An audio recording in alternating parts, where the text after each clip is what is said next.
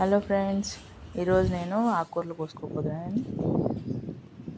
అది చిక్కురాకు కింద ఉండేది ఎర్ర గల్జేరండి. దాన్ని కూడా పప్పులో వేసుకుంటే చాలా బాగుంటుంది. అది కూడా కోసుకున్నాను నేను. అలాగే గడ్డి కూడా వచ్చాను కదా అనేసి పీకేస్తున్నాను ఒకేసారి.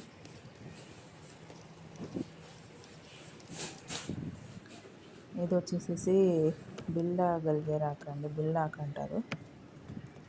ఇది చాలా హెల్త్కి మంచిది.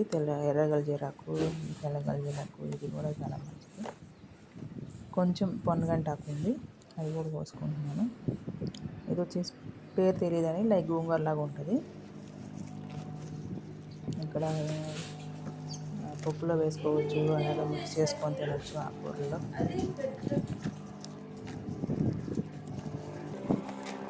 సేమ్ లైక్ గోంగూరలాగానే ఉంటుంది. ఇది వచ్చేసి కాసకాయల చెట్టు అండి, కాసాకు. ఇది కూడా పప్పులో వేసుకోవచ్చు మిక్స్ చేసుకొని. మొత్తం అదే అయితే సరిగ్గా ఉడకదు, సో అందుకని నేను అన్ని ఆకుకూరలతో కలిపేసేసి పప్పులో పెట్టేసుకుంటాను.